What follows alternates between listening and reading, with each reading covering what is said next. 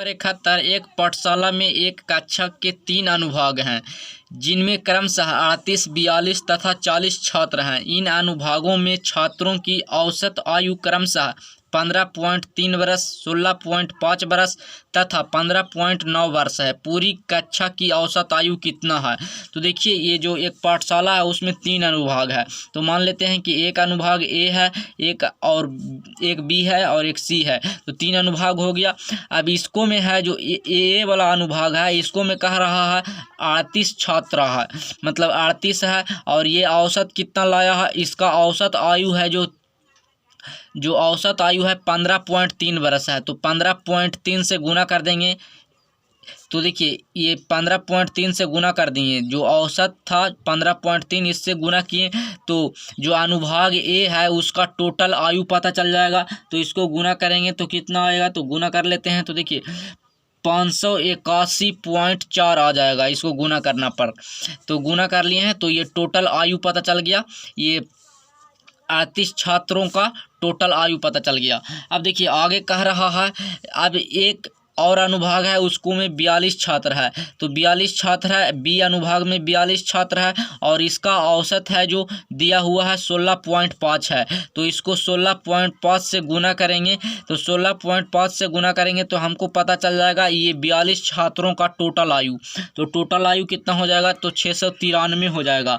तो इसका 693 हो जाएगा। और सी अनुभाग है, क्योंकि 3 अनुभाग था तो एक है उसको में 40 छात्र है। तो इसको में 40 छात्र है और इसका औसत है जो 15.9 है। तो इसको में 15.9 से गुना करेंगे तो 40 छात्रों का टोटल आयु पता चल जाएगा।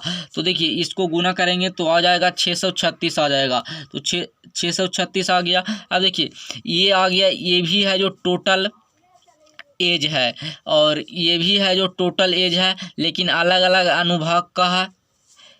ये भी है जो टोटल एज है।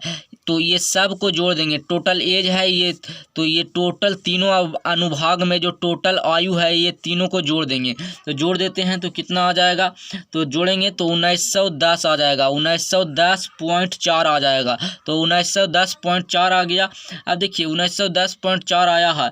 अब इसको में है जो कह रहा है पूरी कक्षा की औसत आयु कितना है। तो पूरी कक्षा में कितना छात्र था? तो 38 छात्र, 42 छात्र, कितना हो जाएगा?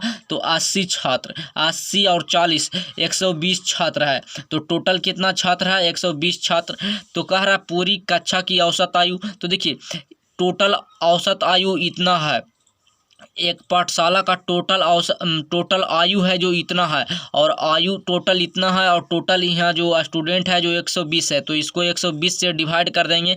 तो 120 से डिवाइड करने पर जो आएगा, जो आंसर हो जाएगा, तो दशमलव हटेगा, 1 0 हो जाएगा।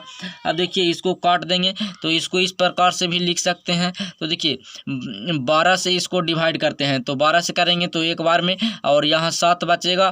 तो 7 फिर 1 उतरेगा तो 12 × 5 = 60, 12 × 5 = 60 हो जाएगा। तो 60 और 10 1 11, तो 11 बचेगा, 11 और 0 उतरेगा तो 110 हो जाएगा। तो 110 और 110 के बाद यहाँ पर 110, तो देखिए वर्णमा ठोतल से तो 9 से लगेगा, तो वर्णमा ठोतल से हुआ तो 108 होगा। 108 तो 110 में से 108 जाएगा तो 2 बचेगा, और 2 फिर 4 उतरेगा तो 24 हो जाएगा। तो 12 से लगेगा तो 12 दूना 24, और नीचे है जो ये 2 0 है, तो ऊपर ये 0 को हटाएंगे नीचे से, तो 2 अंक के बाद दशमलव हो जाएगा। तो 15.92 इसका है जो औसत हो जाएगा आयु। तो इसका सही आंसर 15.92 जो ऑप्शन नंबर बी में दिया हुआ है।